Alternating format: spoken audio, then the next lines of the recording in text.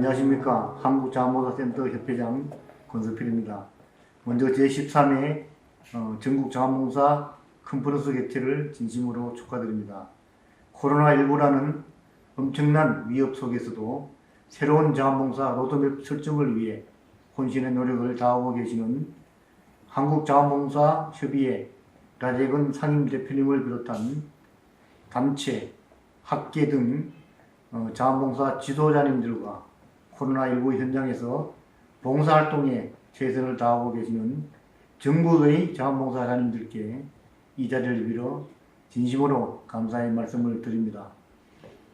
지난 8개월여 동안 우리가 한 번도 겪어보지 못한 코로나19라는 대재앙은 국민들의 생활은 물론 대면 활동을 주로 하는 자원봉사 생태계에도 큰 영향을 주었습니다. 그러나 이는 또 다른 기회이기도 합니다. 그동안 자원봉사계가 많은 공을 들여서 추진해오던 자원봉사의 패러다임 변화 노력이 예상보다 일찍 다가온 것 같습니다.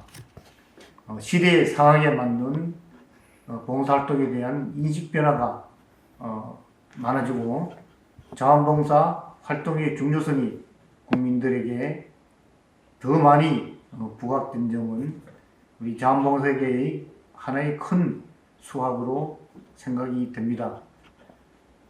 그러나 포스트 코로나 시대에 체계적인 활동 방향 및 이론적 정립과 관련 제도 준비 등 아직 넘어야 할 산이 많이 있습니다. 오늘 개최되는 컨퍼런스 또한 이러한 문제 해결의 첫걸음이라고 생각이 됩니다. 고견 많이 주시고 자원봉사 발전에 계속해서 동참해 주시기를 간곡히 바라겠습니다. 한국자원봉사센터 협회도 더욱더 노력하겠습니다. 오늘 컨퍼런스를 준비해 주신 한국자원봉사협의회 관계자님들과 세션을 운영해 주시는 단체 회원님들께도 감사의 말씀을 드립니다. 날씨가 쌀쌀합니다. 환절기 건강 주의하시고 늘 행복한 날 보내시기 바랍니다. 감사합니다.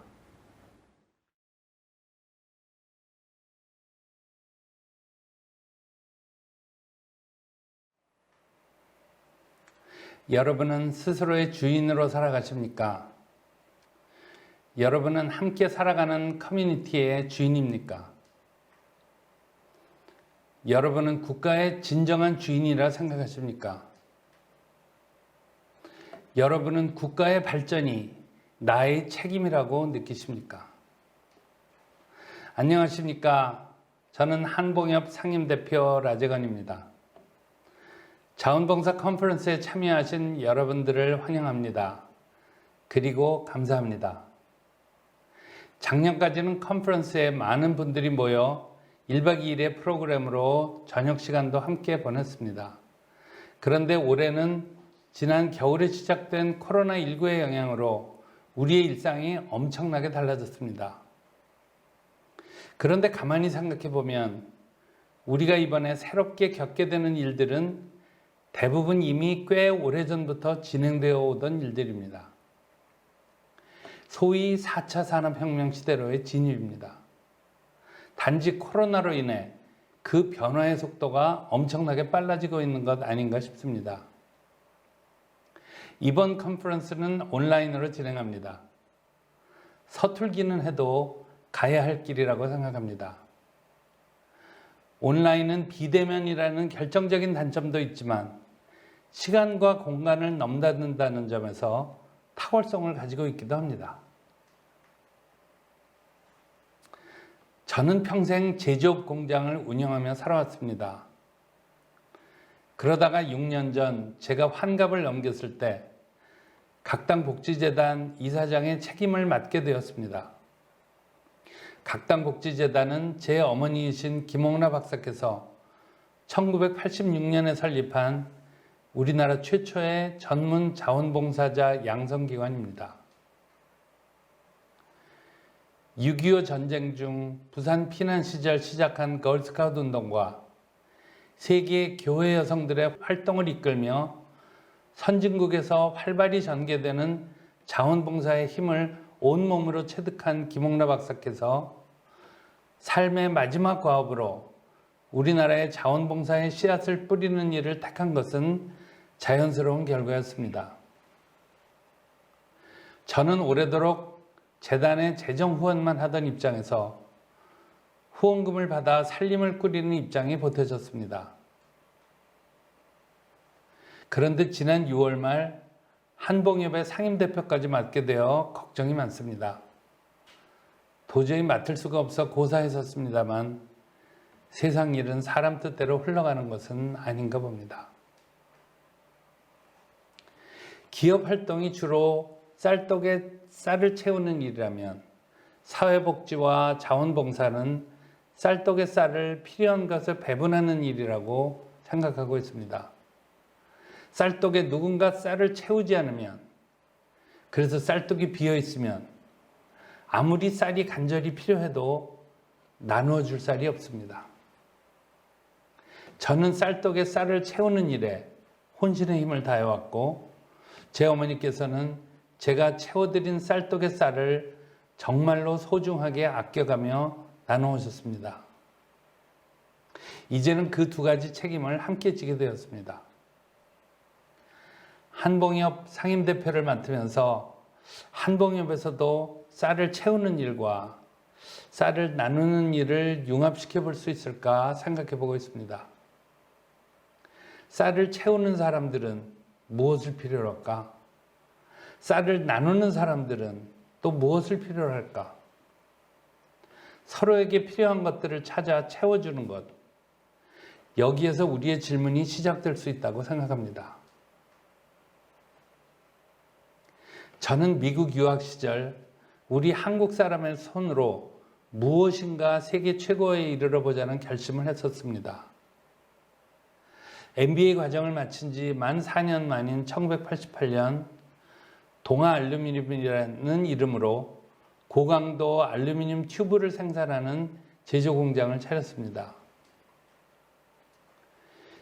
제 계획을 들은 아버지께서는 모두들 반대하는 가운데서도 유일하게 적극 지원해 주셨습니다. 해방 후 산업이라고는 거의 없던 시절을 1차 산업 제품들로 무역을 하며 살아내신 아버지께서는 기술 자립 의지와 세계 정상회의 도전을 기쁘게 보셨던가 봅니다.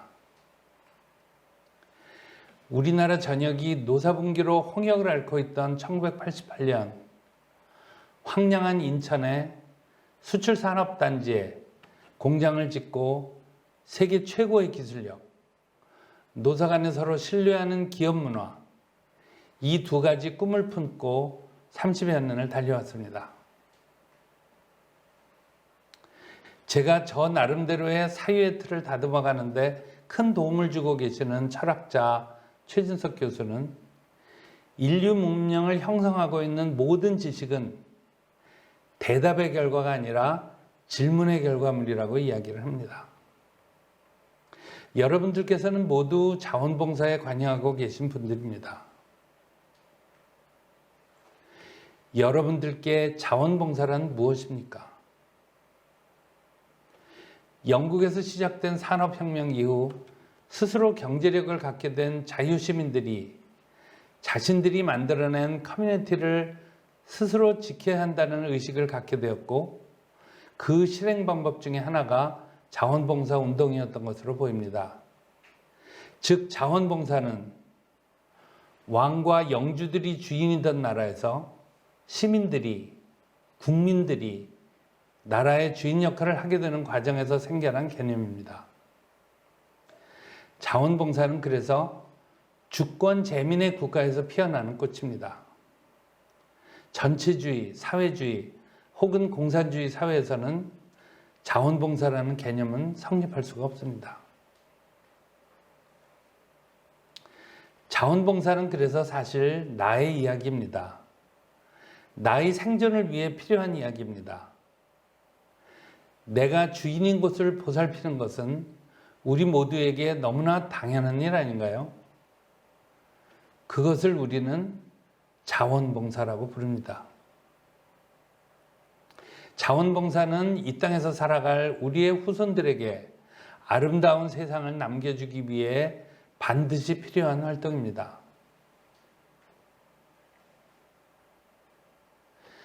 저는 나 스스로가 누구인지 알고 내가 정말로 무엇을 원하는지를 알게 되는 것이 자원봉사를 이해하는 데 가장 기본이라는 생각을 갖게 되었습니다.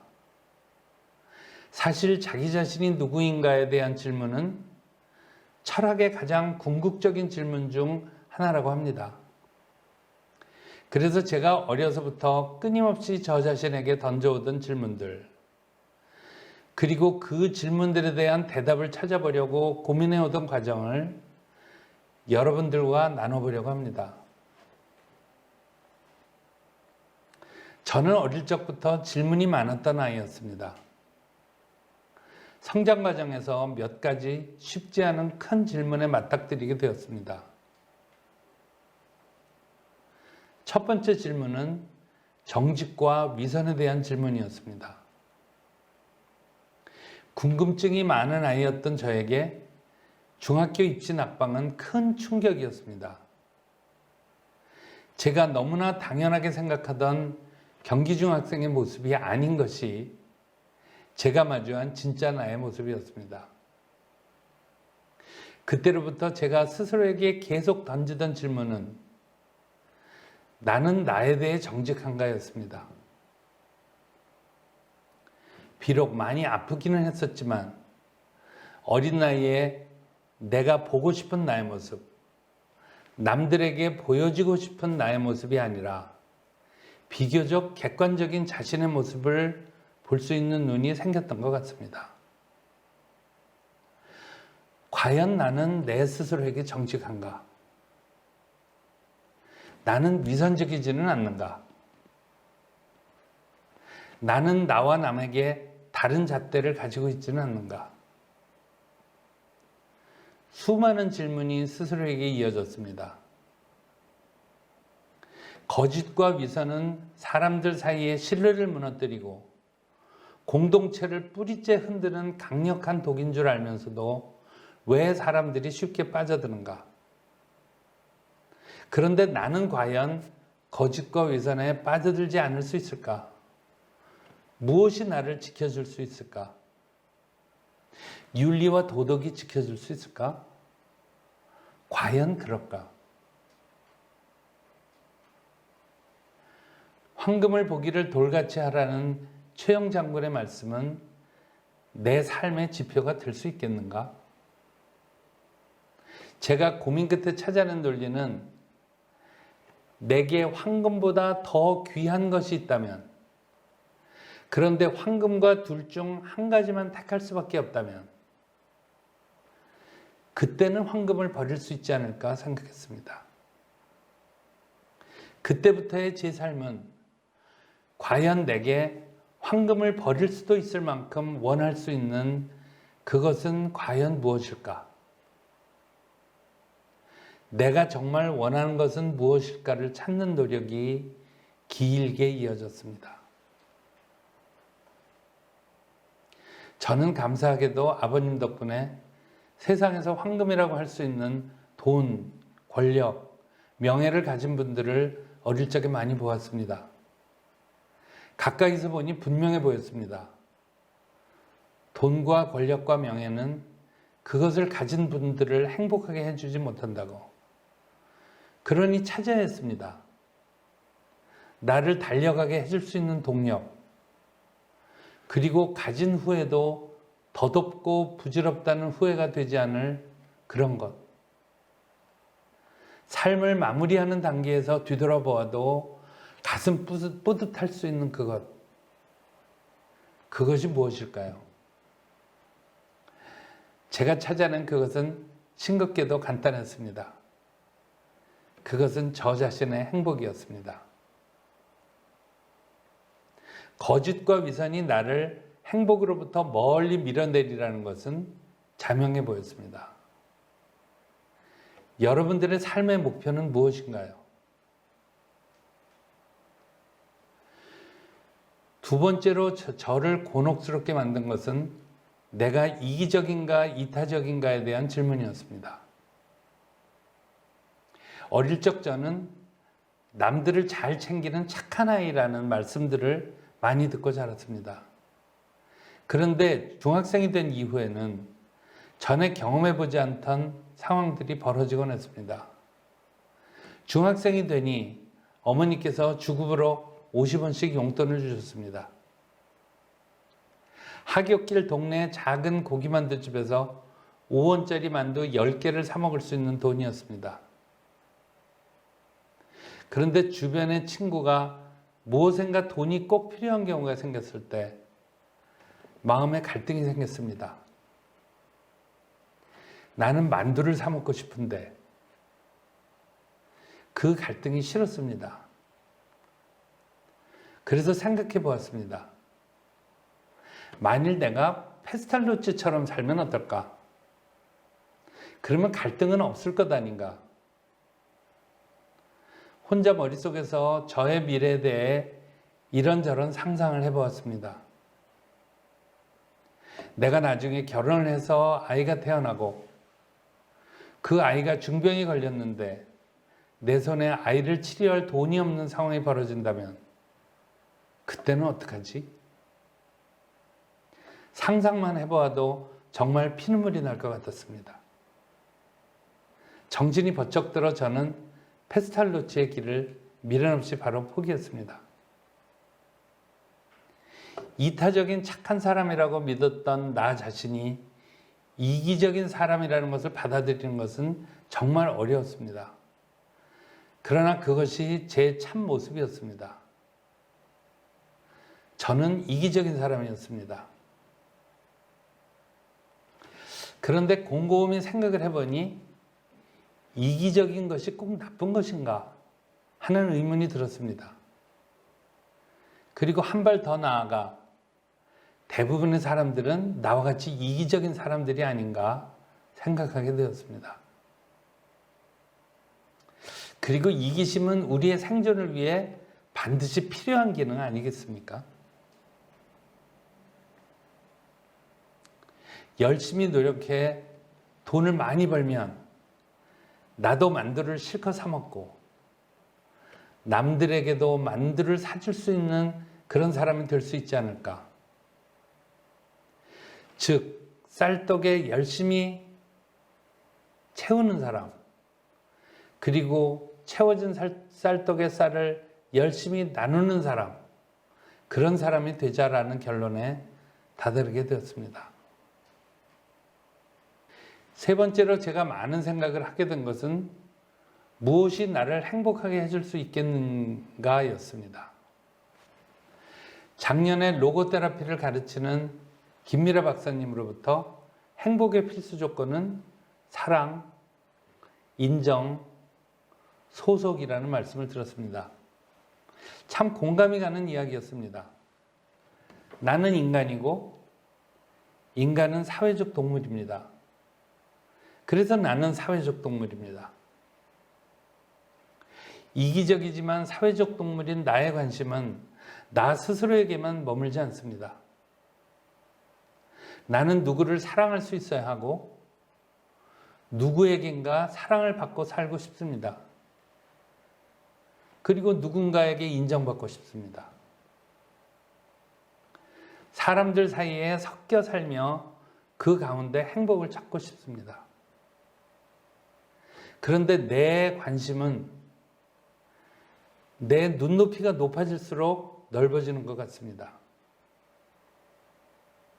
저는 비록 작은 산업이지만 선진국 브랜드들을 뒤따라가지 않고 우리가 개발한 새로운 제품들로 아웃도어의 트렌드를 열어가는 역할을 하게 된 데 대해서 자부심을 느낍니다. 제 어머니이신 김옥라 박사님은 제가 어릴 적부터 늘 책상 위에 지구본을 놓고 계셨습니다. 그분은 전 세계를 늘 관심 있게 들여다보셨고 세계 80여 개국에 600만 명이 넘는 회원을 가진 기관의 회장이 되셨습니다. 저는 나름대로 우리 대다수가 공감할 수 있는 우리의 공동 목표에 대하여 꽤 많은 생각을 해보았습니다. 과연 실현 가능한 공동의 목표가 존재할 수 있는 것인가? 지금 우리는 전제군주가 통치하는 국가의 신민이 아닙니다. 그래서 우리가 우리 스스로를 위한 공동의 목표를 세울 수 있어야 합니다. 그것은 가능한 일일까요? 가능하다면 그것은 무엇일까요? 저는 그것이 각 개인의 자유라고 믿게 되었습니다. 자유로운 개인은 각 개인이 스스로 자신에게 맞는 삶의 목표를 정해야 한다고 생각합니다. 그것이 행복일 수도 있겠고요. 그러면 개인의 자유는 어떤 것일까요? 내가 원하는 것을 원하는 때에 원하는 방식으로 할 수 있는 것. 내가 원하는 것을 가질 수 있고 그리고 그것을 지킬 수 있는 것. 그리고 내 의사결정으로 발생한 결과에 대해 내가 책임을 지는 것. 아주 간단하게 요약하면 이렇게 세 가지로 이야기할 수 있지 않을까 싶습니다. 그러면 개인의 자유의 확대는 어디까지 가능한가? 개인의 자유는 다른 사람의 자유를 침해하지 않는 범위까지 아닐까요? 즉, 개인의 자유를 확대한다는 것은 함께 살아가는 다른 사람들의 자유를 인정하는 데서 출발합니다. 요즘 많이 듣게 되는 말 중에 하나가 갑질입니다. 아마도 갑질은 자신이 원하는 것을 위하여 공정하지 않은 방법으로 남들의 자유를 제한하고 구속하는 일일 것입니다. 여러분들은 갑입니까? 아니면 을입니까?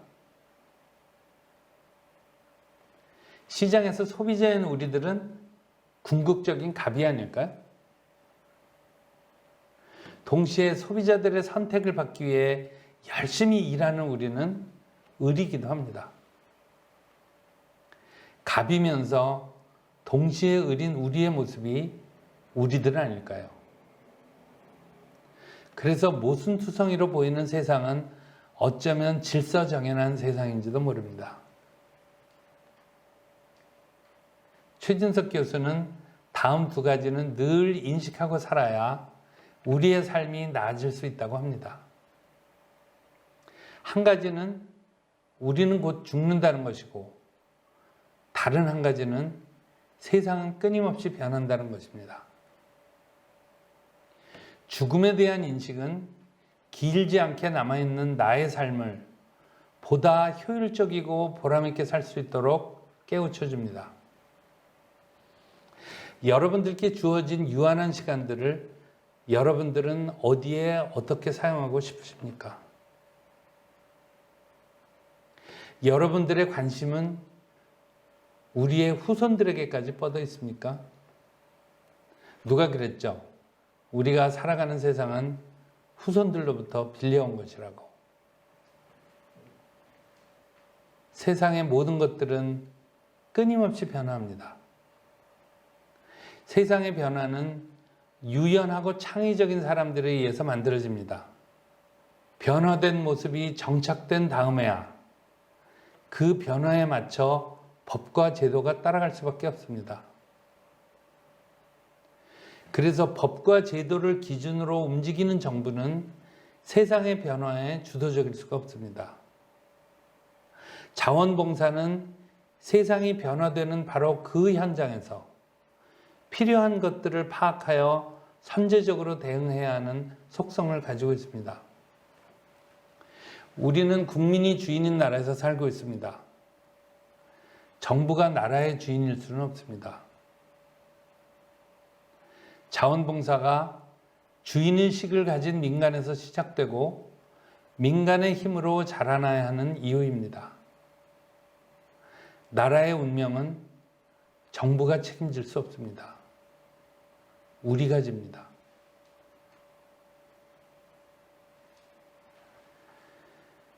자원봉사는 주변 사람들의 어려움에 도움의 손길을 내미는 아름다운 실천입니다. 자원봉사는 나라의 주인으로서 보다 나은 사회를 만들기 위한 책임감의 구현입니다.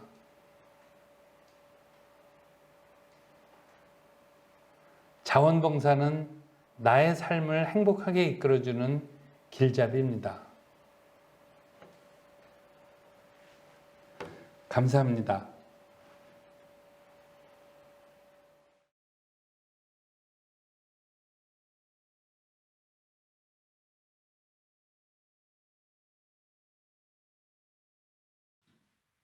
예, 안녕하십니까. 한국자원봉사학회 회장 이금용입니다. 먼저 한국자원봉사학회에 대해서 간단히 소개해드리고 본 세션의 인사 말씀을 드리겠습니다.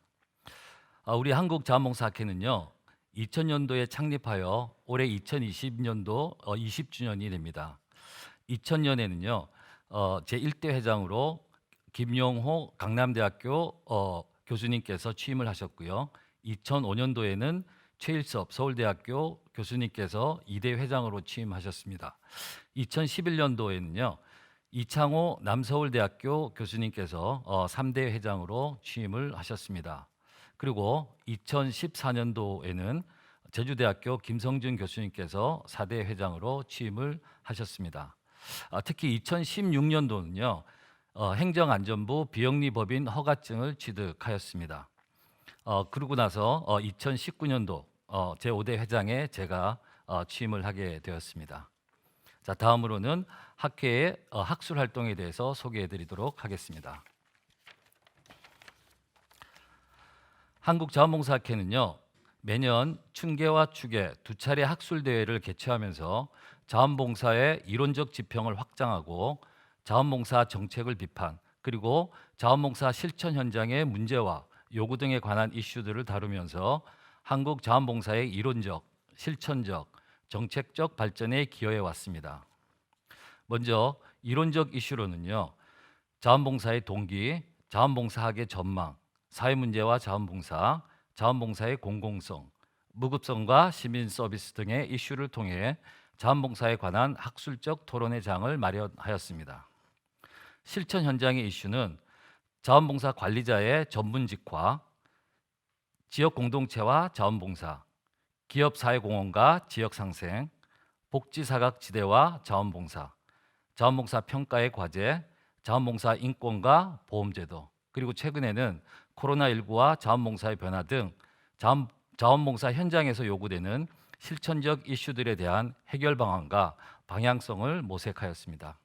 마지막 정책 이슈는요, 자원봉사와 관련된 정부 정책인 자원봉사 진흥을 위한 국가 기본계획과 자원봉사 기본법과 같이 정부의 정책과 관련된 주제를 가지고 학술대회를 개최했습니다. 다음으로 본 세션에 대한 인사 말씀을 드리도록 하겠습니다. 제13회 전국 컨퍼런스에서 한국자원봉사학회에 귀한 세션을 맡겨주신 한국자원봉사협의회 라재근 회장님과 관계자 여러분들께 우선 감사드립니다. 코로나19로 인해 이전과는 달리 새롭게 비대면 방식으로 운영하게 됨에 따라 본 컨퍼런스를 준비하시는 주최 측은 물론 발제와 토론에 참여하시는 모든 분들의 노고에 감사의 말씀을 드립니다. 현재 우리는 일상으로 누리던 모든 것들이 달라지면서 새로운 환경과 규범에 적응해야 하는 시점에 있습니다. 하지만 언택트 사회가 일상화되고 고착화되면서 개별화된 삶에 익숙해지고 이로 인해 사회적 관계와 연대가 다소 느슨해지고 있는 것 같습니다. 자원봉사계는 이러한 변화에 맞서 시민의식을 북돋우고 사회적 연대를 강화하기 위한 새로운 방안과 실천 전략을 마련해야 할 것입니다. 이를 위해 한국자원봉사학회가 맡은 세션에서는 팬데믹 시대의 자원봉사, 전망과 과제라는 주제를 통해 언택트 시대의 사회 변화에 따른 자원봉사의 과제와 방향성을 심도 있게 논의하고자 합니다. 이를 위해 세션에서 귀중한 발표를 해주시는 숭실사이버대학교 정무성 총장님께 진심으로 감사드립니다. 또한 토론을 맡아 주신 한국성공회대학교 조철민 교수님, 동국대학교 최상미 교수님, 순천향대학교 김민 교수님께도 감사드립니다. 끝으로 훌륭한 발제자와 토론자를 섭외해 주시고 이번 세션의 진행을 맡으신 본학회 수석부회장 송민경 교수님께 고마운 마음을 전합니다. 한국자원봉사학회는 한국자원봉사의 성장을 위해 정책과 현장의 목소리를 경청하고 끊임없이 탐구하도록 노력하겠습니다. 앞으로 많은 관심과 참여를 부탁드립니다. 감사합니다.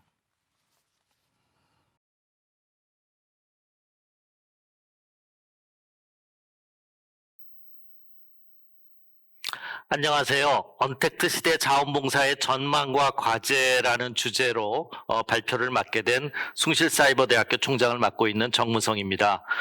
오늘 이렇게 제13차 전국 자원봉사 컨퍼런스에서 우리 사회복지학회가 함께할 수 있어서 무척 영광스럽게 생각을 하고요. 또 이렇게 장소나 여러 가지 협력을 해주신 한국자원봉사협의회 진심으로 감사를 드립니다. 시적으로 이게 그 코로나 시대를 맞이해서 언택트 시대 자원봉사 전망과 과제 이게 시의적으로 굉장히 적절한 주제인 것 같고요. 이 언택트 시대라는 것이 이제 어떻게 보면은 이 코로나 시대의 새로운 뉴 노멀로 자리를 잡게 됐죠. 그래서 우리가 이렇게 마스크 쓰고 또 학교에서 비대면 수업을 하고 또 이 복지 영역에서도 비대면으로 사회 서비스를 하고 자원봉사를 하는 이런 게 하나의 뉴 노멀로 지금 자리를 잡게 됐습니다. 이제 그런 맥락에서 우리가 이런 자원봉사 부분에 있어서는 어떤 실천적 과제가 있는가에 대해서 살펴보는 것은 굉장히 의미가 있다고 생각을 합니다. 특별히 이렇게 이 코로나 시대를 맞이하면서 또 4차 산업혁명 시대 또 인구 고령화 문제 이런 것도 함께 겹치면서 우리가 이런 자원봉사의 새로운 어떤 방향을 깊이 고민해 봐야 되는 그런 시기라고 생각을 합니다.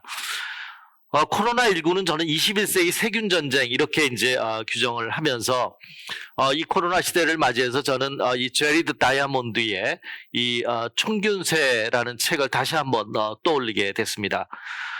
그동안에 이제 많은 이 역사적인 변화가 있었고 그 과정에서 많은 사람들이 사망도 했고 여러 가지 변곡점이 있었지만 그중에 이 세균으로부터 사망자들이 가장 많았다는 것이 이제 이 책에도 증명이 되고 있습니다. 이 세균이라는 것은 지금 인류가 강한 군사력을 키우기 위해서 노력도 했고 경제력을 키우기 위해서 노력도 했지만 실제로 세균 앞에서 인간은 굉장히 미약한 존재라는 것을 다시 한번 느끼게 되고 또 실제로 이제 우리가 인류 역사를 봐서도 이 세균이라는 것은 먼저 면역력을 갖고 있는 그런 민족이 더 강하기 때문에 늘 이 유럽에 먼저 이런 이 세균이 확산됐던 그런 민족들이 제3세계들을 정벌하면서 오히려 총보다는 세균으로 더 많은 사람을 죽였던 것을 역사가 증명해주고 있습니다. 이 경제적인 관점에서 보면은 이 코로나 시대는 기축통화 싸움이다라고 볼 수 있습니다. 총균세 우리가 인용을 해보면 18세기 기술혁명으로 인해서 이 산업혁명, 영국이 이 철로 어떻게 보면 영국 파운드화가 세계 기축통화가 돼서 세계를 지배했던 세기가 18, 19세기라고 할 수 있습니다. 그런데 20세기에 두 차례의 큰 전쟁이 일어나면서 총으로 세계를 지배한 것이 미국이었고 미국 달러화가 세계 기축통화로 이제 인정이 되면서 미국 중심으로 세계가 재편이 됐습니다. 그런데 21세기 이렇게 세균 전쟁이라고 할 수 있는 이런 코로나 시대가 맞이하면서 인류 문명에 있어서 새로운 전환점이 지금 일어나고 있는데 이것은 다시 한번 어떻게 보면 중국 입장에서는 위안화를 기축통화로 만들어서 세계를 지배하고자 하는 야욕을 지금 노골적으로 펼치고 있는 모습을 볼 수가 있습니다. 어떻든 간에 세계 문명은 중국에서 유럽으로 갔다가 유럽에서 아메리카로 갔다가 아메리카에서 다시 아시아로 오고 있는 그런 형국이라고 할 수가 있습니다. 그런 상황에서 우리 대한민국이 이렇게 코로나19 사태를 훌륭하게 대응함으로써 신흥 강국으로 이렇게 오를 수 있는 기회를 맞이하고 있는 것은 나름대로 큰 좋은 기회라고 생각합니다. 사회복지적 관점에서 보면 이 코로나 시대는 중앙정부의 어떤 권한과 역할을 굉장히 강화하는 그런 그 상황도 맞고 있습니다. 이렇게 코로나로 인해서 여러 가지 어려운 사람들이 새로운 사각지대가 많이 생기면서 중앙정부 중심의 복지 프로그램들이 많이 생기고 있습니다. 그런데 과연 그렇다 할지라도 과연 이렇게 중앙정부 중심의 복지로 우리나라가 계속 갈 수 있겠는가 하는 것이 이제 앞으로의 큰 과제고 그것을 우리가 함께 고민해 봐야 되는 시점이라고 생각합니다. 우리가 이제 지속 가능 사회를 만들기 위해서는 중앙정부 중심보다는 지방자치 중심으로 또 민간 중심으로 또 중앙정부와 협력하는 방식으로 가야 된다. 그것이 이제 우리가 복지사회라는 표현을 씁니다.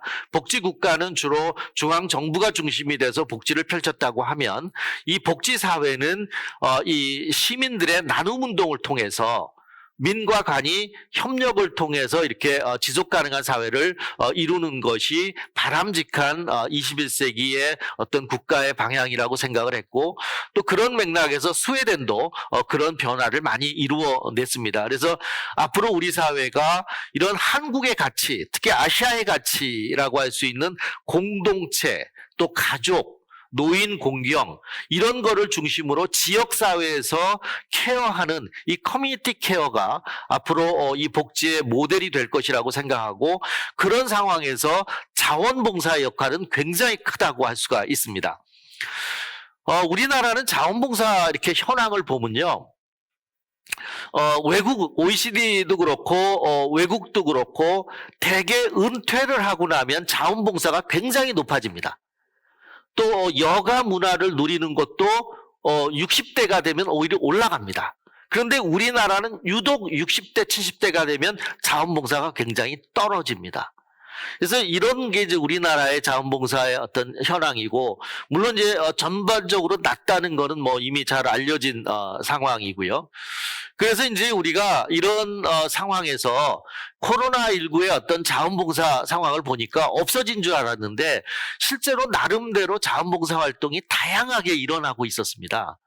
그래서 이 여러 가지 이제 분석들을 좀 제가 기존에 나온 자료들 또 행안부 자료를 또 자원봉사 센터에서 나온 그런 자료들을 가지고 제가 이제 쭉 이렇게 확인을 해봤는데 코로나 이전에는 물론 우리가 이 대면 봉사가 굉장히 많았죠. 노력봉사라든가 또 취약계층 위주의 어떤 봉사 활동들 그런 활동들이 많다가 이제 전문 자원봉사 그래서 이제 어떻게 보면은 대상과 영역별로 좀 세분화되는 그런 자원봉사들이 이제 많이 있었고 온라인 자원봉사는 상당히 좀 제한적이었습니다.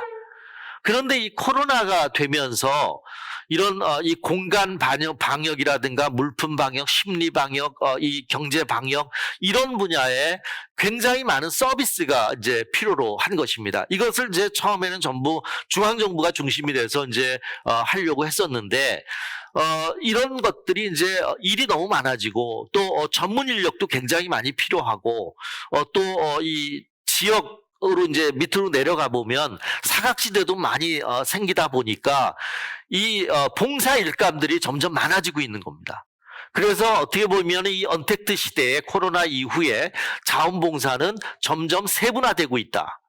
또 한편으로는 불특정 다수를 대상으로 한 이 자원봉사도 굉장히 많아지고 있다.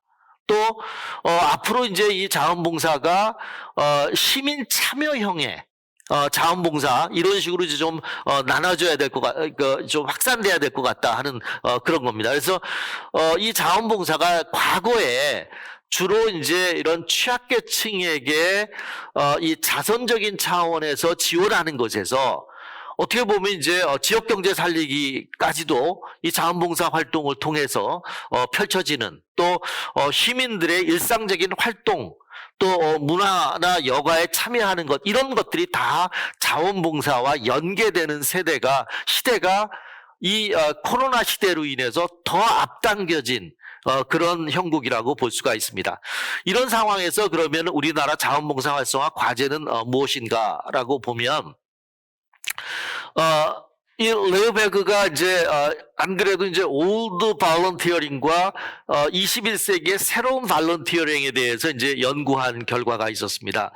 주로 이제 과거의 자원봉사는 종교의 어떤 신앙심에 근거한 자선적인 취약계층들에게 지원하는, 그래서 이타심이나 공공성, 이것이 굉장히 강조되었다면, 새로운 자원봉사는 어떤 특정 조직에 충성하지 않는 그런 스타일이 많더라 하는 겁니다. 그러면서 또한 동시에 개인적인 이득도 좀 얻고자 하는 그런 자원봉사가 많은 겁니다. 그래서 어떻게 보면은 과거의 어떤 인습이라든가 이런 데 얽매이지 않고 자기 개인 성장을 자원봉사를 통해서 이루고자 하는 그런 세대들이 굉장히 많더라 하는 겁니다. 그래서 이제 이런 자원봉사 트렌드를 우리가 이 언택트 시대에 또 반영을 해야 될 것이라고 생각을 합니다. 특히 이제 우리나라 같은 경우는 아까도 말씀드렸듯이 어떻게 보면 이 코로나 시대를 잘 극복함으로써 세계 인류 문명의 어떤 중심축이 아시아로 오고 있는 이런 상황에서 대한민국의 국운이 다시 한번 일어날 수 있는 좋은 기회를 오히려 저는 코로나 시대로 통해서 맞고 있다고 생각을 합니다. 이런 상황에서 우리가 단순히 이제는 경제만이 중요한 게 아니라 우리 사회 전체가 정말 성숙한 시민사회의 모습을 보이기 위해서는 이런 자원봉사 부분에 있어서도 우리가 세계를 선도하는 그런 어떤 이 자원봉사 문화를 만들어 나가는 것이 필요하다고 생각을 합니다. 이 자원봉사라는 것은 결국은 지역 공동체의 원동력이라고 볼 수 있습니다. 이제는 중앙정부는 주로 이런 사회보험과 관련된 그런 복지 프로그램들을 한다면 이 지역사회 서비스는 이제 지역에서 주로 이루어져야 되는데, 이 지역에서도 지자체가 시민들이 참여하는 그런 어떤 사회 서비스를 연계를 해야 됩니다. 그렇게 되기 위해서는 이런 지역 공동체가 충분히 이루어져야만 우리 대한민국의 모든 국민들이 삶의 질이 향상이 되고, 또 사각지대가 좀 줄어들면서 모든 국민들이, 더 많은 국민들이 행복해지는 그런 사회를 만들 수 있기 때문에, 그런 측면에서 좀 지역사회에서 이런 자발적 조직체, 또 지역 주민들이 적극적으로 참여하는 프로그램들을 많이 만들어내야 될 거라고 생각합니다. 그런 차원에서 4가지 정도만 좀 말씀을 드리고자 합니다. 첫 번째는 고령 자원봉사자 참여를 확대하는 것입니다. 우리나라가 그 표에서 보셨듯이 60대가 은퇴를 하면 자원봉사나 여가문화 참여가 굉장히 줄어들고 있습니다. 그래서 이런 고령자들을 자원봉사로 끌어낼 수 있는 그런 노력들을 많이 해야 될 것 같고, 특히 베이비 붐 세대의 어떤 일자리하고도 연계가 될 수 있는 그런 자원봉사 프로그램들, 이런 것도 개발하는 것이 굉장히 필요하고, 또 지금 베이비 부모 세대들은 재능 있는 사람들이 많습니다. 그래서 그들의 어떤 재능 기부를 좀 이 사회와 연결시킬 수 있는 그런 노력도 필요하다고 생각을 합니다. 그래서 이 베이비 부모 세대들이 이런 봉사활동을 좀 더 적극적으로 하기 위해서는 중요한 게 평생교육 프로그램입니다. 그래서 지역사회에서 이런 평생교육 프로그램들이 확산되면서 그것이 자원봉사와 연결될 수 있는 그런 구조를 만들어내는 것이 필요하다고 생각을 합니다. 또 하나는 이게 두 번째인데요, 사실은 두 번째는 자원봉사를 그동안에 이제 우리 사회에서는 무급성을 굉장히 강조했거든요.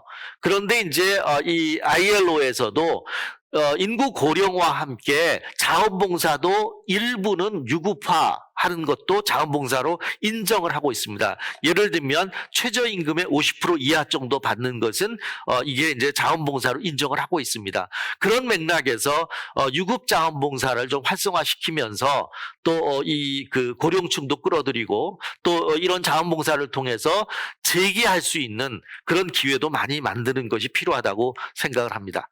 또 하나는 이제 모금하고 자원봉사를 연계하는 겁니다.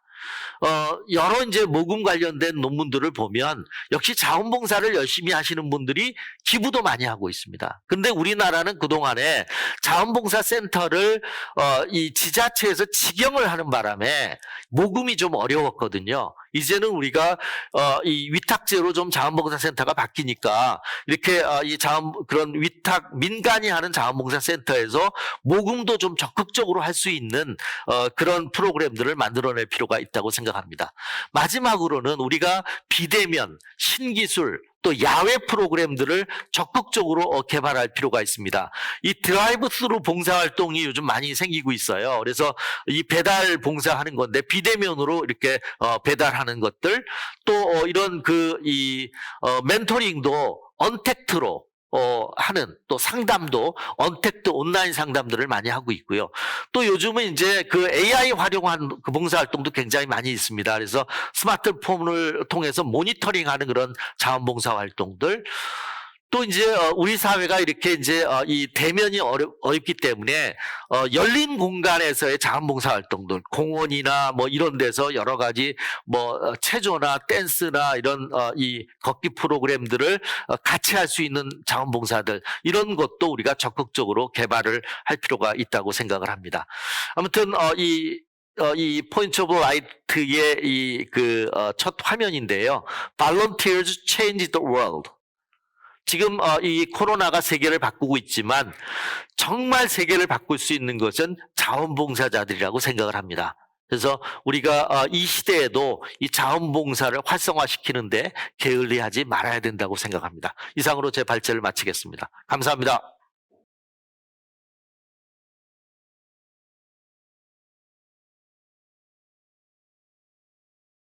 네, 안녕하세요. 토론을 맡게 된 조철민입니다.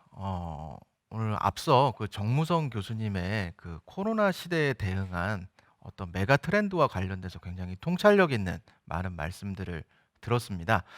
본래 토론자의 역할은 발제자의 발표에 대해서 좀 날카로운 비평을 좀 드리고 이런 걸 해야 되는데, 사실 이번에 이제 발제문을 접하면서 그런 비평보다는 좀 더 그것을 어떻게 이제 구체적으로 현장에서는 풀어나갈까 하는 것과 관련된 어떤 아이디어들이 좀 떠올라서 그런 말씀을 조금 드리고 갈무리를 하고자 합니다. 그런 트렌드 안에서 자원봉사는 이 코로나19와 관련된 트렌드 안에서 어떻게 앞으로 나아가야 될까 말씀을 들으면서 크게 세 가지 정도의 방향이 좀 떠올랐는데요. 첫 번째는 자원봉사가 코로나와 같은 어떤 대대적인 재난에 어떻게 대응할까? 두 번째는 코로나19와 같은 어떤 새로운 상황 속에서 새롭게 나타나는 시민들의 어떤 사회적 문제나 요구들의 자원봉사는 어떻게 접근하고 다룰까? 마지막으로는 코로나19와 같은 제약된 상황 속에서 자원봉사는 앞으로 어떻게 새로운 방식들, 활동의 방법들을 만들어갈까? 이 세 가지 정도의 생각이 떠올랐는데요. 첫 번째, 코로나19와 같은 대대적이고 새로운 어떤 재난의 자원봉사는 어떻게 대응해야 될까에 대한 건데, 이번 1년 동안 자원봉사계는 굉장히 현장에서 불철주야 분투하시면서 굉장히 많은 것들을 얻었을 텐데, 그 경험을 제가 옆에서 보면서 드는 생각은 이런 것이었습니다. 과거에도 자원봉사계는 재난에 대해서 그 누구보다도 발벗고 나서서 열심히 대응을 해오셨는데, 그 대응 방식 자체에 큰 변화가 생기고 있구나라는 걸 느끼게 됩니다. 이를테면 기존의 재난이라는 것은 한 지역에 국한돼서 대체로 일어나기 때문에 그 지역의 재난이 일어난 지역의 행정기관과 자원봉사센터가 이제 대책본부를 꾸리게 되고, 전국의 자원봉사센터들이 이제 거기에 도우러 현장으로 달려가는 형국이 이제 일반적인 모습이었는데, 사실 코로나19라는 것은 재난 지역이 특정화되어 있지 않고 전국적으로 이렇게 벌어지고 있고, 거기에 대해서 당연히 대응도 범국민, 범시민, 범주민 차원으로 이렇게 갈 수밖에 없다라는 것을 보게 되었어요. 거기서의 그 자원봉사계의 역할이라는 것은 자기 본인들이 스스로 달려가서 돕는 것도 중요하지만 사실은 범시민적인 정성이나 노력을 어떻게 잘 엮어내고 잘 안내하고 네트워크할 건가, 이것이 굉장히 중요한 과제로서 지금 포착이 됐다고 느껴지고, 앞으로 자원봉사계는 재난 대응과 관련돼서 그런 것들을 어떻게 잘 만들어 갈까, 그런 것들이 좀 하나 떠올랐고요. 두 번째로 코로나19로 인해서 새로운 시민들의 그 사회적인 욕구나 문제들이 나타나고 있고, 자원봉사계는 그것들을 어떻게 인식하고 포착해 나가야 될까라는 건데, 저도 이제 개인적으로 초등학생 자녀를 둔 부모인데, 이제 다른 부모들과 얘기할 때 5월 8일 날 온라인 수업에서 그 카네이션 만들기가 나오는데 결국 내가 만들어서 내가 달았다라는, 이제 그러면서 이제 그 만드는 과정 중에서 아이랑 싸우게 됐고, 그래서 가정이 불화가 일어났다고도 하지만, 또 다른 부모들은 그러면서 아이랑 대화를 하게 됐는데 굉장히 모르던 거를 알게 됐다라는 겁니다. 사실 우리 온라인 수업하면 지금 교육부에서는 관심을 두는 게 언제 등교시킬까? 수능을 봐야 되는 고3들은 어떻게 할까? 이거에만 맞춰져 있는데, 사실 제가 제 아이를 봐도 학교를 나가다가 학교를 나가지 못했을 때 아이의 정서나 생활 상태에 굉장히 큰 변화들이 있는데, 그런 것에 대해서 누군가 케어하고 돌보는 것은 우리 사회에 없다고 보여지는데, 늘 그렇듯이 자원봉사계는 국가나 시장의 영역이 놓치고 있는 것들을 돌보는 어떤 접근들을 해왔는데, 비단 제가 이제 방금 청소년의 예를 들었습니다만, 청소년뿐만이 아니라 모든 계층에서 이런 새로운 문제나 욕구들이 나타날 텐데, 이런 것들을 자원봉사계는 어떻게 포착하고 또 그걸 활동으로 만들어 갈까, 이런 고민이 필요한 것 같고요. 마지막으로 제가 발표를 들으면서 떠올랐던 세 번째 그 주제는, 발제자께서도 많은 아이디어를 주셨습니다만, 이 코로나19라는 제한된 상황 속에서 어떻게 새로운 자원봉사 활동의 방식들을 만들어 갈까라는 그 고민과 실험들은 이미 또 현장에서 나타나고 있는 것 같더라고요. 뭐 학계나 이런 데서 뭘 만들어서 제공한다는 생각보다 이미 시민들이 하고 있는 실험들을 해서 이것들을 잘 모아내고 잘 알려내는 것이 중요하겠다. 이를테면은 한 가지 좀 경계하고 싶은 건, 코로나19에서 새로운 방식을 얘기할 때 무조건 그 온라인을 통한 비대면 활동만 계속 활성화하는 거가 주로 얘기되는데, 그럼에도 불구하고 사실 시민들은 얼굴을 마주보고 그 어느 때보다 그리워하고 있거든요. 그런데 이 제약된 상황 속에서 어떻게 만들어 갈까? 이를테면 시간은 동일하지만 공간은 달리해서, 그러니까 뭐 이슬람 신자들이 공간은 다르지만 한쪽 방향을 보고 예배를 같은 시간에 드리잖아요.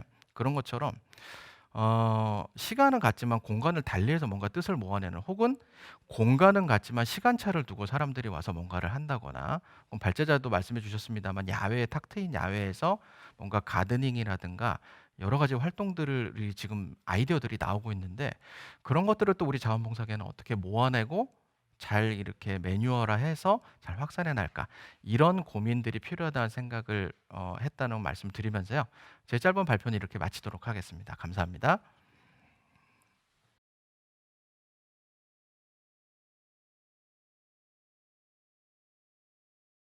네, 언택트 시대 자원봉사의 전망과 과제에 대한 토론을 맡은 동국대학교 최상미입니다.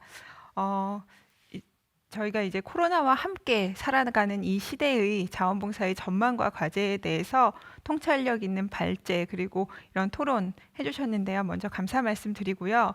저 또한 뭐 비평을 하기보다는 코로나를 포함한 사회 전반의 변화 상황에서 이 자원봉사가 추구해야 될 방향과 전략에 대해서 저의 의견을 좀 첨언하는 방식으로 토론을 해보고자 합니다.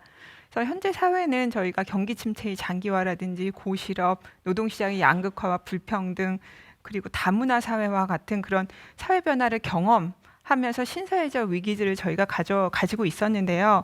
여기에 과거의 팬데믹이 어떤 민주주의의 가속과 그리고 세계 패권의 변화를 가져온 것처럼 코로나19 또한 사회적인 전반의 변화를 또한 일으키고 또 가속화시키고 있습니다. 그래서 저희가 이 코로나를 극복하면서 사회가 어떻게 변화할지를 아주 정확하게 예측하기는 사실상 불가능하지만, 확실한 것은, 분명한 것은 이러한 변화가 복지와 분배에 대한 어떤 사회적 요구를 크게 증가시킬 거라는 겁니다. 그래서 아주 1차적으로 지금 저희가 한 1년 좀 안 되게 코로나를 경험하면서 사실 사회 문제가 기존에 있던 사회 문제가 심화되고 또 새로운 사회 문제들이 등장하는 것을 보고 있는데요. 이런 것들은 사실 사회적 거리두기가 이게 사회적 거리두기로 인해서 일상적 활동이 불가능해지면서 힘들어지면서 발생한 문제들인데 이런 사회 문제들을 뭐 간단히 말씀드려 보면 그러니까 시설을 이렇게 대면적으로 이용하는 것이 힘들어지면서 기존의 어떤 그런 돌봄이 필요했던 노인, 장애인, 아동에 대한 그런 돌봄이 힘들어진 면, 그리고 또 교육 격차, 온라인 학습으로 인한 교육 격차가 심화된 면, 그리고 기존의 빈곤층의 빈곤이 심화되고 또 실업이 증가하면서 새로운 빈곤층이 증가하고 있는 거, 그리고 사회적 고립으로 인해서 우울이라든지 스트레스, 불안과 같은 그런 정서적 문제가 커지고 있는 점, 그리고 디지털 접근성의 격차, 뭐 이런 것들을 저희가 한번 정리해 볼 수 있을 것 같습니다. 그래서 저희가 이러한 어떤 사회 문제와 사회 변화에 대응해서 사실 사회 전반적으로 저희가 정말 공공도, 민간도 이런 거에 대응해서 여러 가지 노력들을 경주하고 있는데요. 이 자원봉사 또한 가장 중요한 사회복지의 민간 영역으로서 그 역할을 해내는데 이런 문제 해결에 그 역할이 굉장히 필수적일 것으로 보여집니다. 그래서 이런 어떤 변화에 대응해서 자원봉사가 나아가야 하는 방향을 몇 가지 제안해 보고자 합니다. 첫 번째는 말씀드린 그런 사회 문제에 대응하여 어떤 교육이라든지 돌봄이라든지 그리고 영양, 방역, 심리 정서 뭐 이런 측면에서의 자원봉사 활동이 확대되어야 된다라는 겁니다. 그래서 돌봄과 관련해서는 어떤 돌봄 노동자의 소진이라든지 돌봄 공백에 대응하는 면, 그리고 교육은 사실 조선 가정, 그리고 또 뭐 다문화 가구, 그리고 장애인 가구, 장애 가구 같은 경우는 굉장히 이런 교육 격차, 보충 교육이 필요한 상황입니다. 그런 이런 보충 교육에 대응하는 면, 그리고 심리 정서적인 측면 에 대응해서 또한 자원봉사가 활동하는 필요가 있을 거고요. 그리고 디지털 역량 강화 교육도 이 자원봉사자가 좀 할 수 있는 부분이라고 생각이 되고, 또 영양과 관련해서도 도시락을 지원하고 배달하는 그런 어떤 영양적인 측면, 또 방역적인 측면, 이런 부분에서 좀 단기적으로는 자원봉사가 좀 집중해야 되는 사회 문제 해결의 영역이라고 생각이 되고요. 두 번째로는 발제자분께서도 말씀하셨듯이 자원봉사가 결국에는 지역사회 중심으로 이루어져야 할 것이라는 겁니다. 그래서 한편으로는 지역사회 중심의 공공 서비스 전달 체계, 뭐 차동이라든지 뭐 커뮤니티 케어 사업과의 연계해서 시너지를 내는 것, 그리고 또 다른 한편으로는 지역사회의 다양한 그런 참여 활동과 시민 활동과의 연계가 이루어져야 한다는 겁니다. 그래서 저희가 전통적인 자원봉사는 사실 좀 시설 중심으로 이루어져 왔었는데요. 이런 형태를 지역 주민이 주체가 돼서 지역사회의 문제를 해결하고 결국에는 내가 사는 그 지역사회를 더 나은 지역사회로 만들기 위한 그런 활동으로 이렇게 같이 함께 나아가는 방식으로 자원봉사가 이렇게 만들어져야 된다라는 거고요. 그리고 세 번째로는 사실 인터넷 이용이 일상화되면서 온라인 자원봉사가 계속 확대되어 온 건 사실인데, 그게 코로나로 가속화되면서 점차 그 분야가 이런 언택트 방식, 온라인 방식의 자원봉사가 강조되고 있습니다만, 이것과 함께 사실 이 언택트 방식의 한계는 있을 수밖에 없는데요. 두 분 말씀해 주신 것처럼 안전한 대면 봉사 활성화를 위한 그런 환경 구축, 그리고 야외 봉사 활동 같은 고민이 또한 이루어져야 한다는 것도 저도 함께 의견을 같이 합니다. 그리고 마지막으로는 사실 지금 고실업에 직면하고 있고 고실업이 더 고실업화되고 있는데요. 여기서 또 우리가 주목할 것은 청년 실업이 또 증가하고 있는 거, 즉 초기 실직자, 아예 노동시장으로 진입 못하고 있는 청년들이 증가하고 있다는 겁니다. 그래서 이것도 굉장히 큰 이들의 굉장히 많이 남은 삶에 영향을 끼칠 수 있는 그런 사회 문제에 대응할 필요가 있는 거고, 또 다른 한편으로는 우리나라의 그 자원봉사의 현황을 보면 활동의 현황을 보면 10대가 의무적으로 자원봉사 의무적 어쨌든 학교에서 자원봉사를 참여를 이렇게 독려하기 때문에 이게 10대는 자원봉사 참여율이 굉장히 높다가 20대에 가장 낮아요. 그래서 이 뚝 떨어지는 거. 근데 젊었을 때 청년 시절에 이런 자원봉사 활동이 생애 전반에 영향을 줄 수 있다는 것도 생각해 보면 청년층의 자원봉사 활동을 좀 독려할 수 있는 방안에 대한 고민이 필요할 것 같습니다. 그래서 뭐 실비 제공이라든지 또 온라인이 굉장히 이렇게 편안한 그래서 온라인 자원봉사 프로그램은 굉장히 다각화한다든지 뭐 개인 활동형, 자기 개발형 그런 자원봉사 활동들을 늘리는 것과 함께 제가 좀 고민해 보고 싶은 건 고용이나 직업 훈련과 자원봉사를 연계해 보는 그런 내용입니다. 그래서 예를 들어서 직업 훈련 연계형 자원봉사 프로그램 같은 것들을 개발해서 자원봉사에 참여하면서 청년들이 특정 직업들, 뭐 예를 들어서 뭐 인테리어 디자이너, 뭐 건축 시공사, 설비 전문가, 뭐 요리사, 제빵사 뭐 이런 것들 다 가능할 것 같아요. 요즘에는 뭐 코딩 관련된 교육 뭐 이런 것들에 자원봉사로 참여하면서 이런 직업들을 체험해보고 자기 개발을 할 수 있는 기회가 같이 되는 거죠. 그래서 이런 것들을 통해서 자원봉사가 재밌고 나한테 정말 도움이 되는 거, 내가 도움을 주기만 하는 게 아니라 나한테도 도움이 되는 그런 활동으로 청년들이 인식함으로써 자발적인 참여를 독려하고 또 취업으로도 이어질 수 있도록 하는 방안에 대한 고민이 필요할 것 같습니다. 네, 저는 이상으로 마치겠습니다.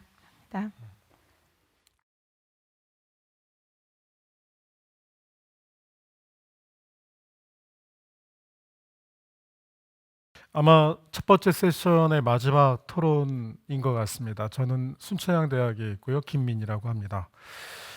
오늘 첫 번째 세션에 제가 맡은 주제는 언택트 시대의 국제교류와 자원봉사인데요. 아마 제가 대학에 들어오기 전에 유네스코에 있었고 또 최근에는 지난 10년간 팔레스타인이라는 곳에서 학교와 청소년 센터를 건립하고 운영 지원을 했던 경험이 있기 때문에 이 국제 교류와 자원봉사, 엄밀히 말하면 국제 자원봉사 활동이라고 말씀을 드리는 게 맞는 것 같습니다. 이러한 주제를 저한테 주신 것 같습니다. 사실 이 주제를 받고 매우 놀라웠던 것은 코로나19 팬데믹과 관련돼서 가장 많이 영향을 받고 타격을 받은 것이 사실은 국제 자원봉사 분야입니다. 그 중에서 이제 저희는 이제 국제 자원봉사를 뭐라고 부르냐면 국제 개발 협력이라고 부르고 있는데요.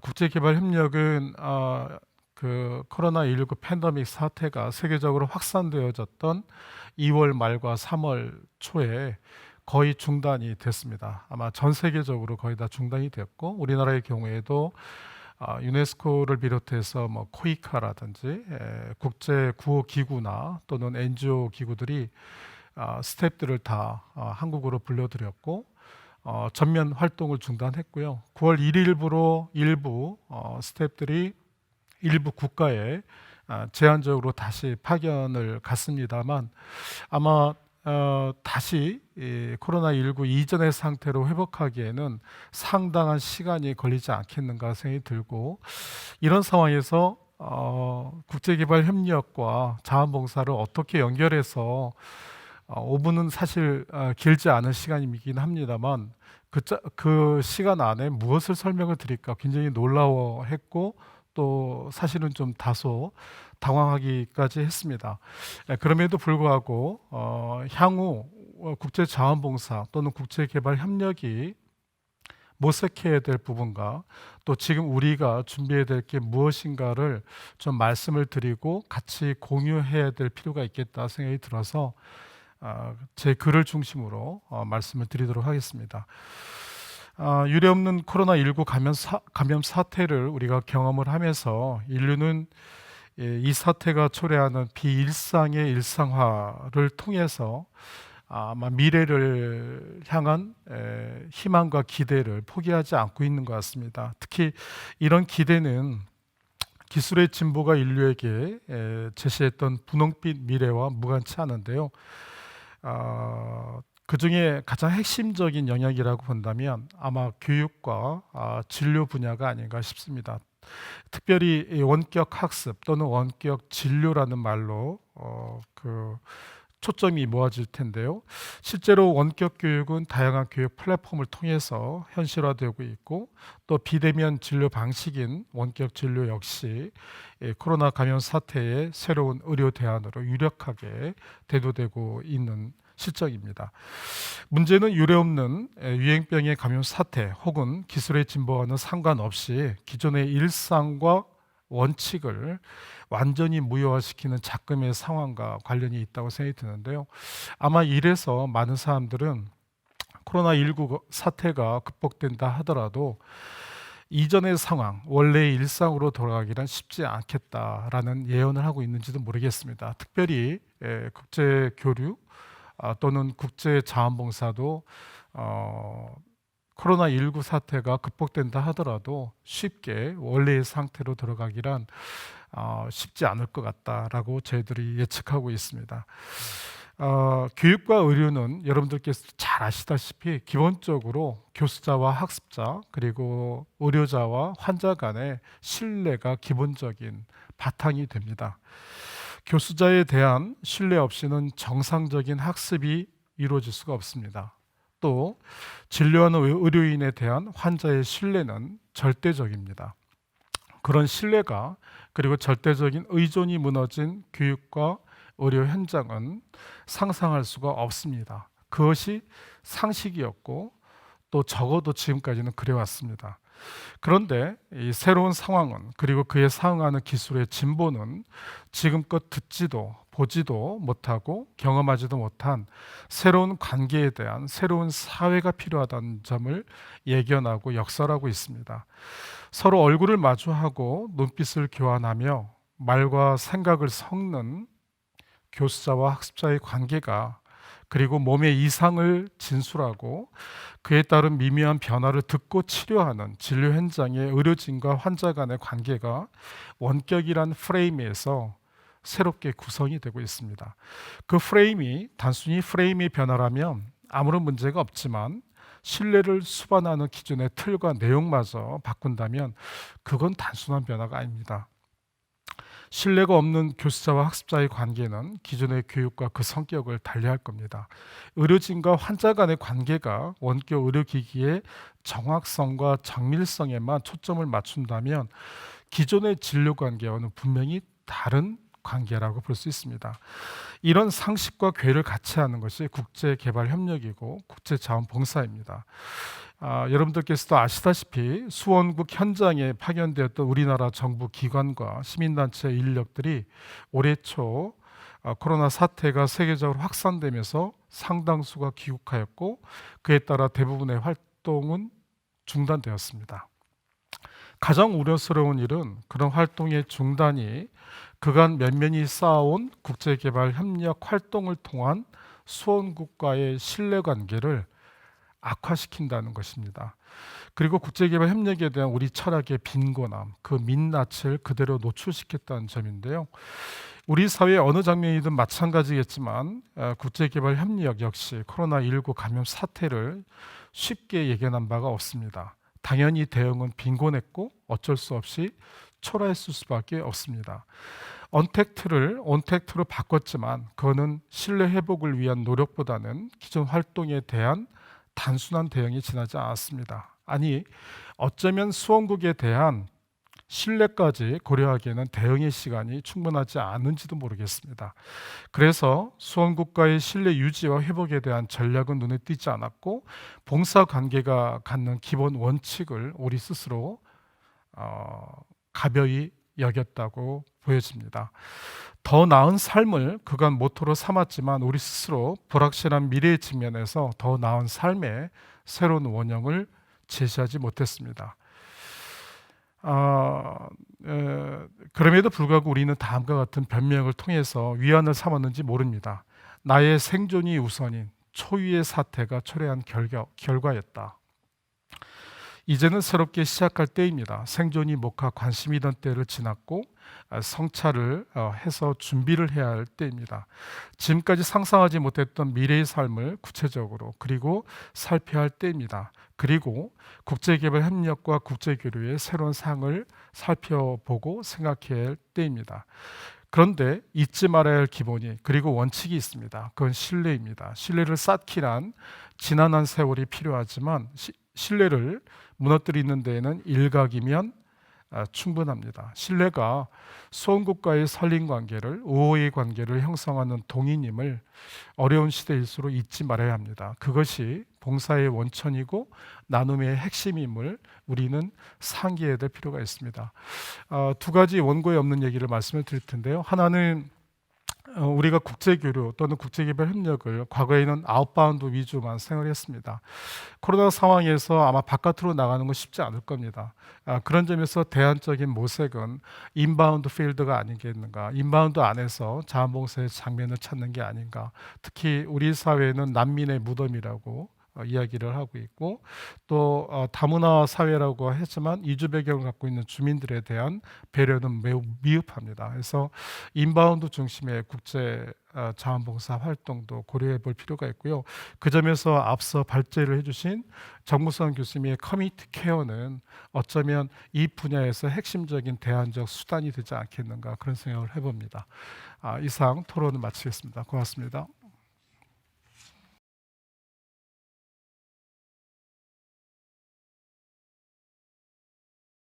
모두 감사합니다.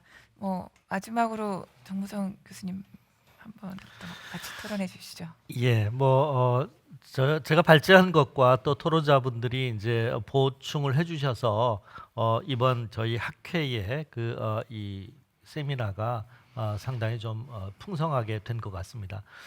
저는 이제 다시 한번 요약을 하면 우리가 이 코로나 시대를 맞으면서 우리가 근본적으로 생각을 해야 될 게 20세기의 그 물질주의적인 그런 사고에서 이제는 좀 우리가 탈물질주의적인 그런 가치로 전환되어야 한다. 미래학자들이 그렇게 주장을 많이 했지만 이 코로나 시대가 그걸 굉장히 아주 앞당긴 것 같습니다. 아마도 이제 이 코로나 시대의 복지 프로그램의 가장 대표적인 것은 우리가 이제 이 보편적인 복지들이 굉장히 늘어날 겁니다. 그래서 많은 사람들이 복지 지원을 받을 텐데 그렇다면 저는 이제 자원봉사도 이제 그거에 맞춰서 상당히 큰 변화가 있어야 된다고 생각하는데 그 근본에 우리가 좀 탈물질주의에 대한 그런 가치를 갖고 인간 중심, 사람 중심의 어떤 그런 가치를 다시 한번 강화시키는 계기가 됐으면 좋겠고요. 또 우리의 자원봉사가 그런 맥락에서 과거의 어떤 수직적인, 즉 주는 자가 있고 받는 자가 있는 그런 이 봉사가 아니라 수평적인 사고로 서로가 참여하는 봉사가 됐으면 좋겠다. 그래서 이런 참여형의 프로그램들이 굉장히 많아질 것이라고 저는 좀 기대를 하고 있고요. 또 앞에서도 말씀드렸지만 좀 이런 학습형 자원봉사, 그래서 이 자원봉사를 통해서 자기 개발이 이루어지는 그런 기회가 좀 많아지는 자원봉사가 많아질 것이다 생각을 하고요. 또 하나는 문화 여가 자원봉사들이 굉장히 다양하게 이제 펼쳐질 것이라고 생각을 합니다. 그래서 이 자원봉사가 문화 여가에 참여하는 것, 이것도 자원봉사가 되는 그런 프로그램으로 이제 확산될 거라고 생각합니다. 그래서 좀 우리가 자원봉사의 철학도 좀 더 아주 우리 학회에서는 좀 더 강하게 세우고 정말 이 수직적 사고에서 수평적 사고로 우리가 바꾸면서 자원봉사 프로그램도 그런 수평적인 차원에서 서로 참여하고 함께 어울리는 그런 자원봉사가 될 수 있기를 기대하면서 오늘 이렇게 이 전국 자원봉사 컨퍼런스를 이렇게 주관해 주신 그 한국자원봉사협의회 또 이렇게 장소도 제공해 주신 여러분들 진심으로 감사드리고요. 또 우리 이제 차기 학회장님께서 이렇게 오셔서 직접 역할을 해주셨는데 우리 송민경 이 차기 학회장님 정말 고생 많으신 것 같습니다. 예, 그래서 제가 이렇게 이 토론자에 대한 발제자의 마지막 발언을 하고 학회장님께서 좀 말씀해 주셔야 될 것 같습니다. 예. 저희가 이 자리를 좀 마련했던 계기는 사실 이제 전국 자원봉사 컨퍼런스는 사실 자원봉사자 중심의 컨퍼런스입니다. 그래서 굉장히 실천적인 부분들을 많이 이제 이 자리를 빌어서 나눌 수 있는 자리라고 생각하지만 그럼에도 불구하고 지금 언택트 시대라는 말은 너무나도 무성한데 사실은 이제 우리가 학자로서 또 이 시대의 어떤 자원봉사 철학을 말씀하신 대로 우리가 유지를 하고 어떻게 변화된 사회에 대해서 대응할 것인가에 대해서 어떤 실천적인 함의도 필요하지만 사회적인 거대 담론도 저희가 필요하다라는 입장에서 저희가 첫 세션을 좀 준비를 해봤습니다. 많이 부족할 수도 있고 짧은 시간이었기 때문에 말씀해 주신 것처럼 충분히 얘기하기는 어렵겠지만 그럼에도 불구하고 이 시간을 통해서 저희가 자원봉사가 변화된 시대를 선도하는 부분에서 어떻게 가야 될 것인가에 대한 사회적 담론의 자리로 첫 화두를 좀 던졌다라고 여러분들께서 이해를 해주셨으면 좋겠습니다. 모두 고생하셨습니다. 감사합니다.